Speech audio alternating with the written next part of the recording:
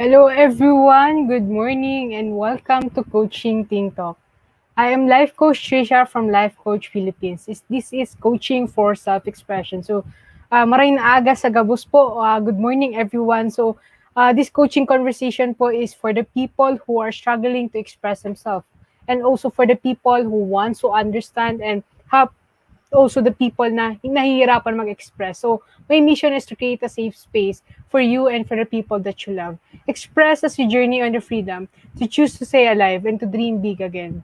So, thank you for joining me live today. Please leave your digital footprints by letting us know where you are coming from today.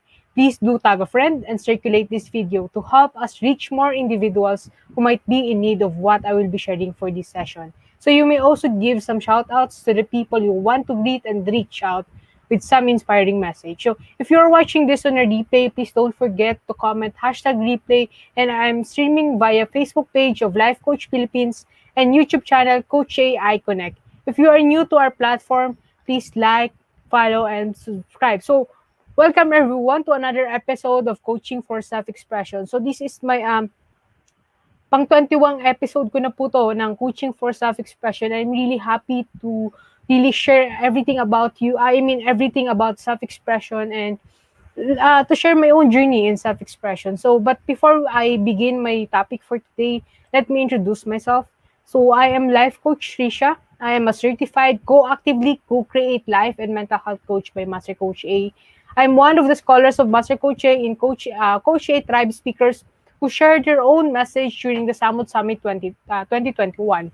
I'm also a Master Builder Apprentice of Master Coach A, and we build Tribe to help your unstoppable dream come true. And I'm also the founder and creator of Express Dream Big Again coaching community. So my mission is to create a safe space for you and for the people that you love. So express as you journey on to freedom, to choose to stay alive, and to dream big again. So good morning. Thank you for joining me today, Ate Coach Mau, Coach Lacey. So yun, thank you for joining me for my uh, new time slot every Sunday, 10 a.m. So also let me also share with you my own journey by sharing this photo. So this photo is during our business coaching with Master Coach A. So this is one of the latest photo na meron ako during our business coaching. So that's one of the um, where I started my journey is during the business coaching. And the next one is when I become a Master Builder Apprentice of Master Coach A. And together, I'm journeying with different people, 13 builders. We've been journeying for more than 6 months. And together we are with Master Coach A. And I also become a scholar of Master Coach A public speaking class. And I'm with the different coaching speakers that um, we shared our own message and story during the Samut Summit 2021. And here is the picture of the Samut Summit 21 with different VAPs who've joined us during the Samut Summit 2021. And also, here are also this is also the photo of picture namin after the Samut Summit 21 with the different coaching speakers and with Master Coach A. And also, you can also connect with me through my Facebook page that is Life Coach Tricia, or you can join my coaching community where we talk about how does expression help us in reaching our dreams. Where I've got different activities inside my coaching community. Like for example, every Monday I've got vocabulary of self-expression where I post different kind of words that can help you to express and explain the things that you are experiencing or yung mga emotion na nararamdaman nyo. And every Tuesday I post about Choose You Day.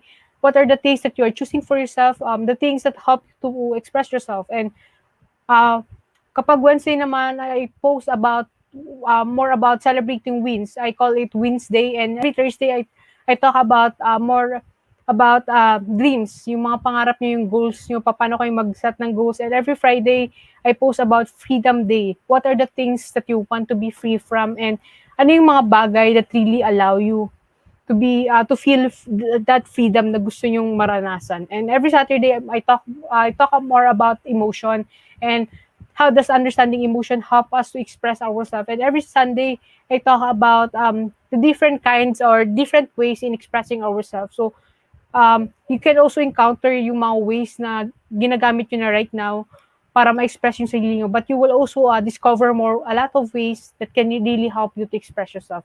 And also, let me invite you to our coaching hub here in the Philippines, that is Decaf Copper Republic. So you can visit its Facebook page, and yung name po ng Facebook page is Decaf Copper Republic, where you can search the menu of where you can take an order. You can pwede kayo pumunta sa Decaf Copper Republic, and pwede rin kayo mag-order online. Nandiyan yung phone number niya where you can pwede mo i-contact so that you can get an order. And also, never po nakakapunta sa Decaf Copper Republic, but I choose to create photos with different coaches na nasa Decaf Copper Republic ako. So here are the photos. The first photo is I'm with Coach Candy, and the second photo is I'm with Coach Rosel. And this is isa sa mga photo na favorite ko. Ano lang siya, this one is gamit namin yung Zoom and ginawa naming background yung Decaf. So imagine, virtually ganun kami kasaya. So what more kapag magkasama na kami.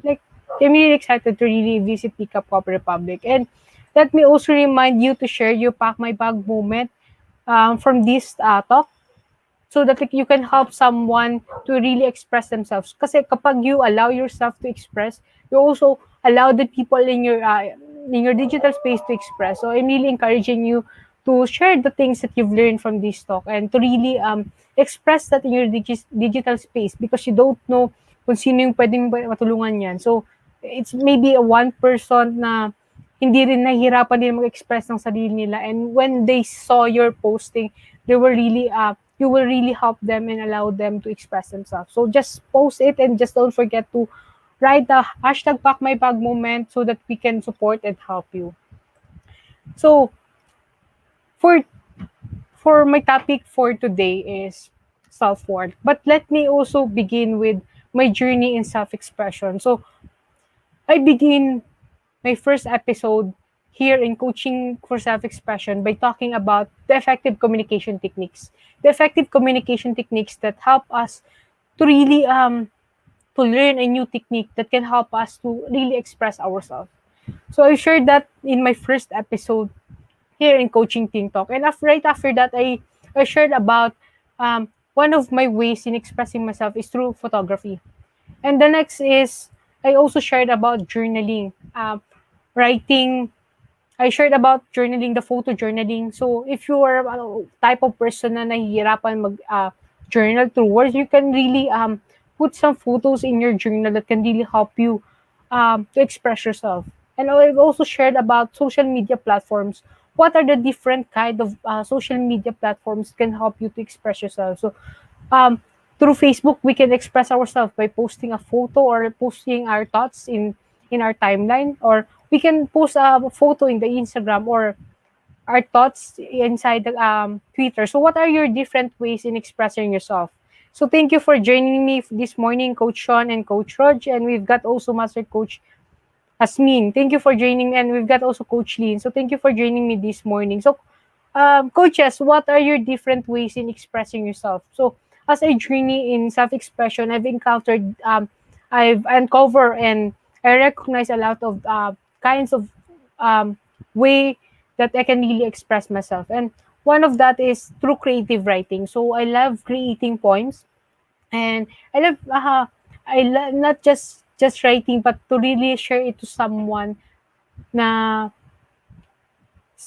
gusto ko mag-express. That is part of my safe space. So it really helped me to express myself. And one of the way in expressing myself also is through music. So when I cannot really put into words kung ano yung gusto ko express, I just choose a music that can really help me to express those emotions and thoughts na meron ako. And also in my journey in self-expression, hindi lang yung mga different ways and kinds of or paraan para mas ma-express ko yung sarili ko, but I really encountered different understanding in how I can really express myself. And part yun ng, I think, self-forgiveness, understanding self-forgiveness, and to really forgive myself for those unspoken words na hindi ko na-express dati. and to really allow to really receive forgiveness for myself. Because when we talk about forgiveness, it doesn't mean hindi siya lagi doesn't mean about the other people or the other person that involved in that problem, but also yourself. So it is one of the greatest gift that you can give to yourself is forgiveness. So it's just sa mga nakatulong sa akin para makapag-express ako. And another thing is rejection. Understanding what is rejection and how I can overcome rejection really helps me to really express myself. And another thing is fear. So fear really one of the reason that hindi talaga ako nakakapag-express because I've got a lot of fear that hindi ko siya ma-overcome dati. But right now, by understanding what fear is and ano yung mga cause ng mga fear na yon, kung naiintindihan ko sila, it really helped me to overcome it and to really express myself. And isa din sa mga reason kung bakit hindi ako makapag-express dati because I'm afraid of change. I'm not a type of person na makakapag-adjust kaagad when we talk about change, and it's just sa mga kinakatakutan ko. So that's why I don't really express myself dati. But right now, I'm able to overcome it. And one of the things that I really want to share with you that really malaking part siya ng journey ko sa self-expression is to have a safe space. A safe space where I begin to express myself. A safe space where I journey with the right people that can help me also to express myself. So this is one of the biggest the biggest way that I really encountered in my journey in self-expression. And I think I am blessed to have life coaches here in my safe space, and they really allowed me to express myself, and nakakagip nila kapag hindi ako nakakapag-express. There's one coach na laging nandun para sa akin, lalo na especially kapag kasama ko sa breakout, hindi ako nakakatakas sa kanya. And she really allowed me to express myself. So I'm really grateful that nasa Life Coach Philippines ako, and I'm joining with a lot of coaches, and I'm joining with Master Coach A because they really helped me to have this safe space to really express myself. And yun, thank you also Coach Rizal for joining me today. And yes, hello po. Maraming salamat po for joining me today. Hello, Mayor Leonard. Thank you for joining me po today. Asan po si Dixie? Biro lang po. So, ayun. So, allow me to share my topic for today, that is self-worth. So, I know what is self-worth, but recently ko lang siya na-encounter to really discover what is self-worth and to really understand how can self-worth help me in expressing myself, and how self-worth to really move me. To really help me to move forward in my life. So one of my struggle dati is to really I focus too much on how other people see me, and I don't really trust on how I see myself. So this is a great journey for me to really discover what is self-worth really is. Because understanding it, knowing the word itself, just okay, self-worth siya and everything, but journeying with someone to really understand what is self-worth is really a big thing for me, because I see how important and how it can help me in expressing myself. So, but before I share my journey, let us define what is self-worth. So self-worth is how you value yourself. It's not based on what others think of you or the things that you have or haven't accomplished. It comes from within. But it is not, it's easy to forget that our worth isn't determined by outside forces. So I think self-worth is a really big part of our journey in our generation, because we keep thinking on how other people will see us. Paano ba, ano ba yung pwede kong gawin para makita ng mga friends ko yung worth ko. But yun yung biggest part ng journey namin dito sa generation namin, because we tend to focus on how other people see us, but we tend to forget on how we see ourselves. And oftentimes when we focus too much on how other people will see us, nauubos kami, and we tend to hindi talaga i-express kung sino ba talaga kami, ano ba talaga yung gusto namin sa life, and kung ano ba yung authentic self namin. So we really tend to forget about it. So it's really important na we talk about self-worth and how to see our value on how we see ourselves. Because everything will begin with ourselves. And it's really important to see how much you value yourself. So, allow me to share with you the 13 things that doesn't really determine your self-worth. So, first is your to-do list. So, sometimes sometimes we see our self-worth dun sa to-do list natin. Kung yung mga to-do list ba natin is nagagawa natin or hindi. And I mean, it is satisfying feeling when you are able to accomplish your to-do list, but you cannot really let the numbers of things you cross off your list. So parang the number of things you don't the number of things that you want to really feel the satisfying feeling and control your worth. So parang your to-do list doesn't really allow you to, I mean, hindi siya nagdedetermine ng self-worth mo. And accomplishments really will really allow you feel proud of yourself, but basing your entire self-worth on your achievement is like building a house on a steady foundation. So you will need to experience constant success to feel good about yourself, and that means you likely avoid doing things where you could fail. So I mean, your to-do list will not really determine your self-worth, because it doesn't really mean na kapag hindi mo siya nagawa, mas less worthy ka na sa taong, I mean, sa ibang tao. So, that's one of the thing that will not allow you, I will not determine your self-worth. And the second thing is your job. No matter what type of your job you have right now, or how much you love or hate your job doesn't really define who you are as a person. And the next thing is your social media following. It doesn't really determine your self-worth kung gaano karami yung nagfo-follow sa social media mo. And it might feel it will, mafe-feel mo na satisfying na marami nagfo-follow sa'yo, but it doesn't really mean that it will not really determine your self-worth. And the next thing is your age. So speaking of numbers, your age is just a number. Some people may say you're too young or too old, but that's who you are at the moment. So just be. I mean, I am a 23 years old and I'm life coach right now, but it doesn't really mean that I am. It doesn't really mean that can really determine my self worth on how I choose on to live myself right now. I mean, to live my life right now. And next thing is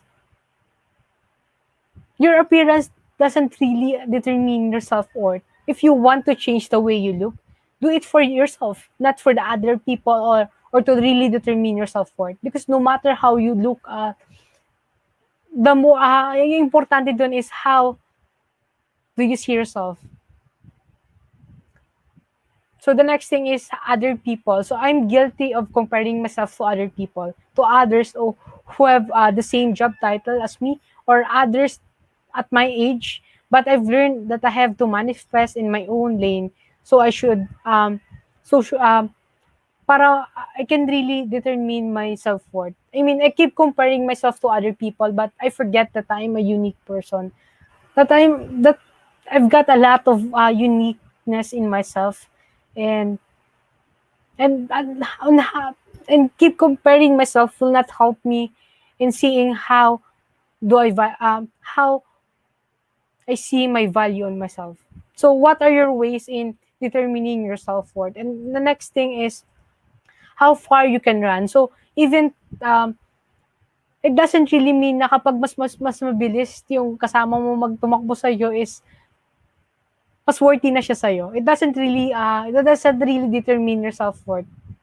And the next is your grade. So I think it's one of the confusion that we really felt right now in our generation, because yun din yung pinaparamdam sa amin ng ibang tao na kapag mababa yung grade namin is we don't really hindi nila ganun nakikita yung value namin, and hindi nila sa amin binibigyan yung opportunity na gusto din namin ma-experience, so that we can really grow from that and to really learn from kung ano yung mga gusto talaga namin. I mean, it's one of the confusion of our generation na kapag mababa yung grade mo, mas I mean, hindi nila nakikita yung value mo into other aspect because nakabase lang sila dun sa grades mo. And maybe, kaya marami din I mean, sa generation namin yung grade conscious because it's one of their way to see yung worth nila. Like for example, para sa parents nila, it's how their parents appreciate them is through their grades. But it doesn't really determine the self-worth. Pero yun yung nakikita nila kasi yun yung pinapa-experience sa kanila ng mga tao nakapaligid sa kanila.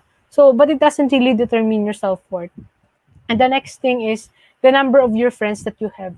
It doesn't really determine your self-worth kapag marami yung numbers ng friends mo. It doesn't really mean na kapag marami kang friends, mas worthy ka na sa mga opportunity, bigger opportunity. It doesn't really mean like that. And the next thing is your relationship status. It doesn't really mean if you are single right now that you are not worthy of love or being loved. It means that you're just doing you and focusing love on yourself. It doesn't really mean that kapag wala ka sa relationship right now, it doesn't really mean na mas less worthy ka na sa ibang tao. And the next thing is the money. So, it doesn't really mean kapag konti yung pera mo, mas worthy ka na din sa ibang, I mean, mas less worthy ka na sa ibang tao. And it doesn't really mean, doesn't determine your self-worth kapag marami yung likes mo sa social media platforms that you are using. It doesn't really determine your self-worth. And the last one is anything or anyone but yourself. So it doesn't wait. It doesn't really determine your self-worth when you comparing yourself to anything or to anyone but yourself. I mean, the bottom line is your worth is entirely up to you. You are worthy because you say you are worthy. And because you believe it, look within and trust what you are enough. So these are the things, these are the 13 things that don't really determine your self-worth. So maybe you're one of the person na nakikita nyo na determine yung sarili nyo through this list.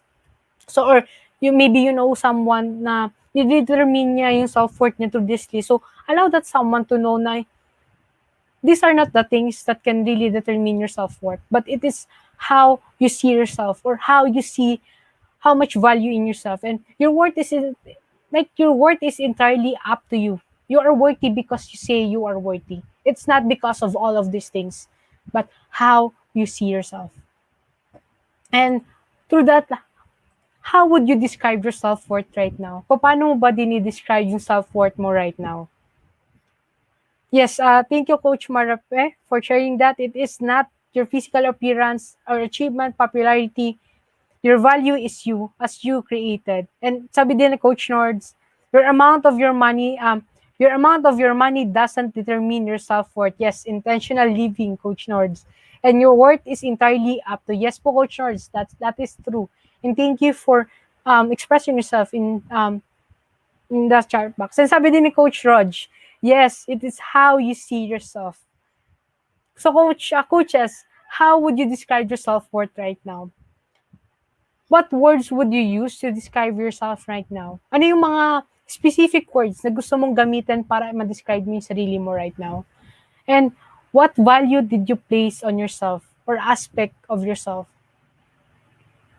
So as you reflect on these questions, you can take a screenshot of this so that you can really reflect on these questions. Allow me to share with you this photo. So this is photo of my friends. And I love walking behind of them. Lagi yan. Kapag nasa labas kami, this photo actually was, I think, 2019 or 2020 siya. I think, mas patagal na siya. I really love taking photos na nasa harap ko sila and ako yung nasa likod. Because there's reason behind of it. And ngayon ko lang siya aminin that hindi ko nakikita na worthy akong kasama sila. That's the really reason why I really choose to keep walking behind of them every time since we first met in college, since first year. I really love walking behind of them because, or sometimes I don't really take photos na kasama sila because I don't really see na worthy akong kasama sila. And that's what I really felt before. And I think ito yung last na labas namin before the pandemic and before na umalis sila, like pumunta sa ibang bansa and everything. But yeah, I mean, there's always reason behind kung bakit ko siya ginagawa, and recently ko lang nakita, I mean, recently ko din na-realize na ito pala yung reason kung bakit ayoko na kasama sila naglalakad or ayoko kasama sila sa photo. And I think it's really great that na-express ko siya verbally, na hindi lang siya nasa mind ko. Kasi I really see, and I mean, I really value myself right now, and ito yung mga reason kung bakit hindi na ako nakakapag-express dati. Because I don't really see na worthy yung mga story ko, na may worth yung yung time ng pag-share ko sa kanila. Like, akala ko dati nun kapag ako na yung nagsasalita, that's the reason behind kung bakit mabilis din ako magsalita dati, kasi hindi ko nakikita yung worth or yung value why I should really share my thoughts about it, or kung bakit kailangan ko magsalita. I mean, ang tagal ko, I mean, ang journey talaga yung self-expression, because paunti-unti siya na-uncover ko yung mga reason why I choose not to express myself. Pero yun yung share ko siya, pero mabigat siya sa puso kasi matagal na siyang nasa puso ko, nasa isip ko. And I really felt like now na makakahinga na ako kasi na-share ko siya verbally and na-express ko siya. And isa din siya sa mga story na hindi ko nakukwento madalas sa ibang tao. Or, yeah, this is the first time that I will be sharing this story na the reason behind kung bakit gusto ko maglakad lagi behind of my friends, or hindi kasama sa photo nila, because I don't really see myself worthy. So, that is my story way back na hindi ko pa ma-express yung sarili ko. And it really felt good na na-express ko siya right now. And masarap siya sa pakiramdam na na-express ko siya. So, self-expression, so it's a real, I mean, self-expression is a journey that you need to allow yourself to encounter that pain so that you can really let go of it and ma-express mo siya verbally. Because kapag nasa isip mo lang siya, hindi siya natatanggal and hindi nababawasan yung pain na nafe-feel mo. But when you express it verbally, it can really help you to let go of the pain and to really express it, that kapag in-express mo kasi siya verbally, mas na-acknowledge mo siya na ito yung mga isa sa mga reason kung bakit hindi ako nakakapag-express. Tapos kapag in-express mo siya, you will realize na, oo nga no, nung in-express ko siya verbally, can really help me to let go of those pains. So parang dineclare mo lang siya. So, allow me to share with you the importance of self-worth that I really encounter. So the first thing that I really love about self-worth is the self-awareness and self-acceptance. That it really helps me to become more aware more about myself, and more aware and really accept my strength and weaknesses, and to really understand my strength and how can I improve my weakness. It really helped me to see that. And as I reflect on about the self-awareness and self-acceptance, it really helped me to really assess myself and on what are my strengths, what are your weaknesses, and what are your core values. So these are the questions that really help me to determine or allow me to journey on how I will be recognizing my self-worth. So the next thing is the importance of self-worth will really help you to encounter self-love. It helps me to express love for myself, and I trust and focus on how I see myself. And I use this question to really reflect how do you love yourself, and what are the things that you will choose for yourself, and what will make you happy. So these are the questions that really help me to become more aware on how I see myself and how I will value myself. So in self-worth, you will also encounter self-love that can really express love for yourself, but can really help you to express love to the things that you want to choose for yourself. And the last thing that really helped me in my journey in self-worth is self-expression. It helps me to express myself by recognizing my own worth. So I've shared earlier that I tend to focus on how other people see me, but in my journey in self-worth, I really encounter to really trust in the journey on how I see myself and how I will value myself. So I ask this question, reflection questions that can help me to really express myself is, what story will you express?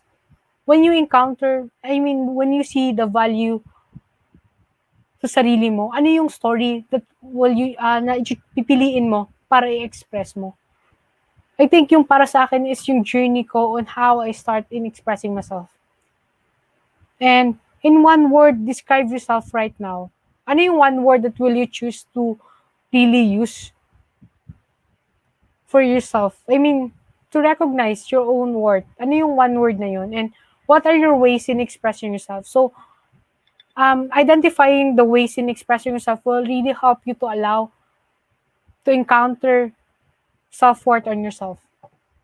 And lastly, let me also share with you the 15 things that you are experiencing low self-worth. Ano ba yung mga 15 things? I mean, ano yung mga bagay-bagay that shows that you are encountering or experiencing low self-worth? First is you struggle to set strong personal boundaries.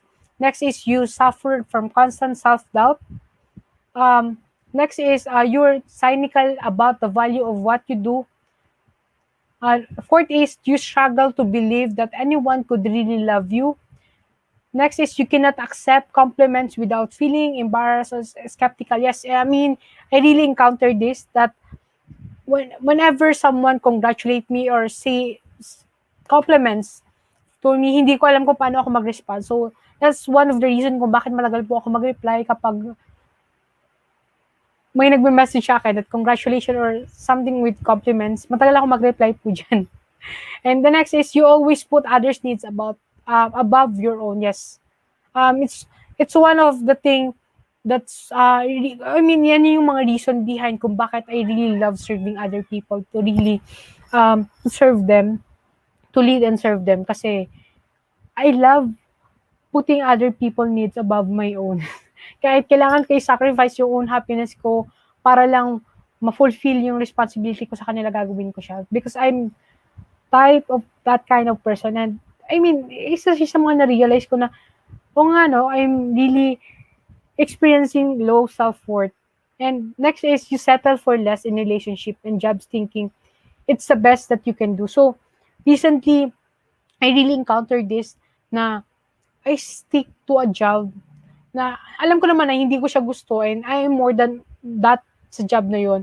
But nag-stick lang ako doon and I just keep on thinking that it's the best that I can do right now. But yeah, I mean, I overcome it by resigning from it, and I'm 2 months resigned ako from that work, and I'm really felt blessed and grateful right now that I'm able to free myself from that and to really see my self-worth.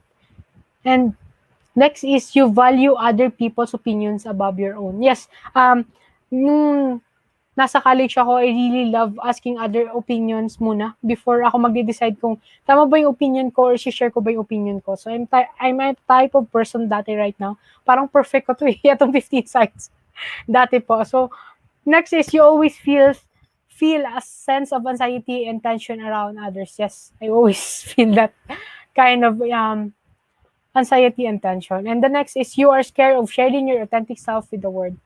Yes, dati takot po ako. That's why I don't really express myself. Alam mo yun, yung binabasa ko tong 15 signs. Alam ko, binasa ko na siya kanina. Natatawa ako kasi eto ako noon, but I'm really happy that I'm able to overcome all of this. I mean, yung iba, ina-overcome pa, but yung karamihan dito is na-overcome ko na. So, nakaka-proud pala. And the next is you let others walk over or mistreat you. Yes. Ako din po to. Next is you struggle to speak up and assertive about your needs. Kaya pag nagtatanong ko anong gusto ko, sinasabi ko, ano din ba yung gusto nyo? Yun na din sa akin. Like, yeah. So, the next way is you don't know what your true needs are. Yes, hindi ko rin po na-identify kung ano yung true needs ko dati, and you feel more depressed than happy. Yes. And lastly is instead of feeling like king or queen of your life, you feel like a beggar always needing help or victim always being hurt. Yes. So here are the 15 signs that you are experiencing low self-worth. So if you needed help for this pod, just message me or just comment in a section comment section below, because we've got different coaches right now who are joining us. So sabi ni Coach Lacey, connecting, sabi niya, yes po, before. And sabi ni Coach Nord, sa number 6 daw, connecting ako dyan, Coach. Dati, I am that. Now, I have prioritized myself naman, then so I can help them more. Yes po, tama naman, Coach Nords. And ito din yung sharing kanina ni Coach Nords. Self-awareness and self-acceptance matters. Dati ako yung pagka-self-denial pa ako eh. But life coaching helps me to accept my self-expression. Yes po, Coach Nords. And I mean, life coaching really, it's a really big part of ourselves right now on understanding ano ba yung mga nangyari sa atin in the past. Yung mga tipong hindi natin ma-explain natin. But right now, we are able to explain it because we naiintindihan natin siya in in the way na tinutulungan tayo ng life coaching. And by that, allow me to invite you. Yeah, I mean, that's all for my topic for today. It's about self-worth. But if you wanted to talk more about self-worth and to really help you to understand what is self-worth, just connect with me po and just comment in the comment section below, because I'm sure we've got different coaches right now who can really help you. So let me invite you to my coaching workshop. That this is the Skyrocket, your expression quotient. So this is a 6-week journey in discovering your expression quotient, and I will the journey will begin on September 12 to October 17. So yung first batch po nito is fourth module na kami this coming week, and I will be opening another batch for this, and this class will begin will happen every Sunday at 7 p.m. The learning fee will be 10,000 pesos. That will include the B-learning fee and all other things. And here are the 6 modules that we'll be talking about inside the coaching workshop. So the first module is understanding myself better. We will be talk about what are the things that can really help you to understand yourself better. We'll be talking about emotions and how to understand it, and how do you define your own emotions. So nandito po siya sa module 1, and sa module 2 we will be having inventory of self-expression. So we will be uncovering and identifying the activities or the things and ways that can help you to express yourself. So third module, we will be discussing about the gap between my dreams and my reality. We will be talking about more about your dreams and the roadblocks that are preventing you to reaching your dreams. And sa module 4, we'll be talking about appreciating the things that you want to do and learn on how you can turn it on your seed of hope. And sa module 5, we'll be talking about eliminating the uncertainty of your fear. We'll be talking about fears and how to overcome it, and how to really what is the step-by-step process on uncovering your fears. And lastly, on module 6, we'll be talking about mental models on self-expression. So learn how your brain works when you're able to express yourself. So the 6-week coaching workshop will start on September 12, and it includes unlimited 30-minute personal coaching for 45 days, unlimited chat support for 45 days, and a free mental model class on multiplier skills, mental model master class by Master Coach Ed, that will be happening on September 18. And if you wanted to know more about this coaching workshop, just connect with me or just comment in the comment section below so that I can connect with you. And as I end this conversation, let me invite you to be part of what we are doing as an organization of professional certified life coaches.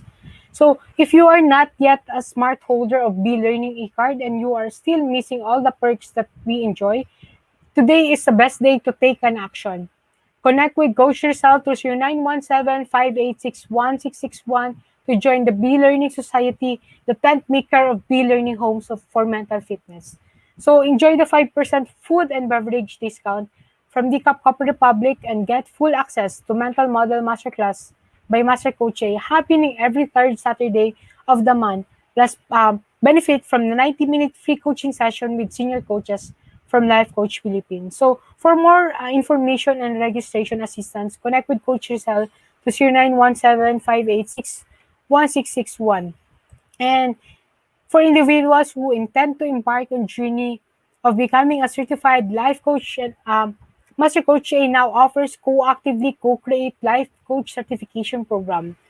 This comprehensive approach to learning and mastering life coaching as an active process of creating a new path to achieving results in life so that success is inevitable in every coaching relationship.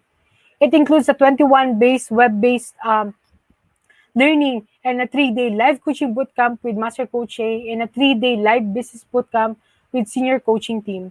The program package also comes with many other bonuses to connect with Coach Rizal to 0917-586-1661 to discover the opportunities waiting for you for this profession. And do join us for another coaching conversation later with Coach Al at 2 p.m. and Master Coach Asmin at 4 p.m.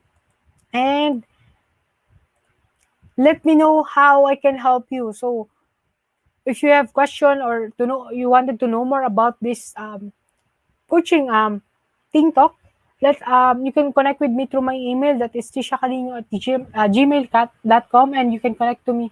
You can connect with me through my Facebook that is Tricia Cariño, or to my phone number that is 0927-997-3015. So once again, this is Coach Tricia from Life Coach Philippines for Coaching Think Talk. Coaches like us think and talk like this. This is us in the Philippines. Love, bam, boom.